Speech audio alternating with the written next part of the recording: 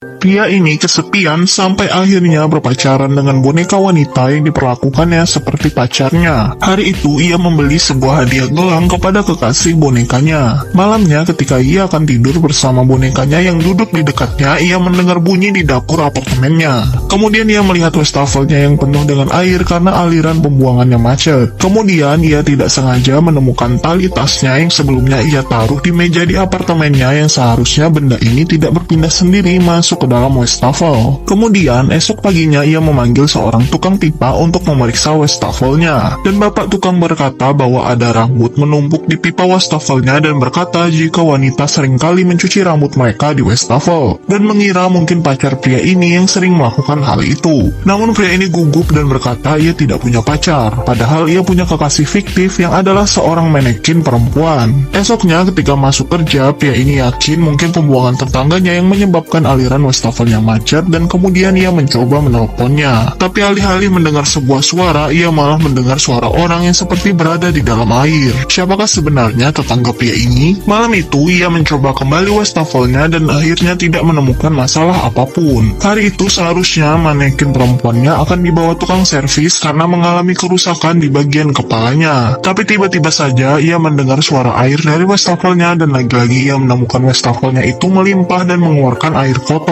Ketika pria ini akan mencoba menelpon tukang pipa dan berbalik mencari HP-nya, ia heran sekali melihat manekinnya itu menghilang dari tempat tidur. Kemudian pria ini berbalik ke arah dapur dan melihat ada sebuah tangan memegang keran di sana. Pria ini tidak bergerak dan heran melihat ada sebuah tangan di sana tiba-tiba. Kemudian ketika ia akan bergerak mundur, ia tidak sengaja menginjak sesuatu. Ternyata itu adalah gelang kekasih manekinnya yang ia berikan sebelumnya sebagai hadiah. Kemudian tiba-tiba saja tangan di keran wastafelnya menghilang. Esoknya ketika pria ini bekerja, ia mengalami gangguan tidur karena memikirkan keanehan yang terjadi di apartemennya itu. Temannya mengatakan banyak keanehan di apartemen ini, dan isunya gedung ini dulunya sebuah gereja tempat aliran sesat. Saat pulang, pria ini mengobrol bersama boneka manekinnya mengeluarkan unek-uneknya. Ia juga mengajak bonekanya untuk minum bersama. Tapi tiba-tiba ia mendengar suara lagi dari arah wastafel itu, namun kali ini tidak ada tangan yang muncul. Tapi tiba-tiba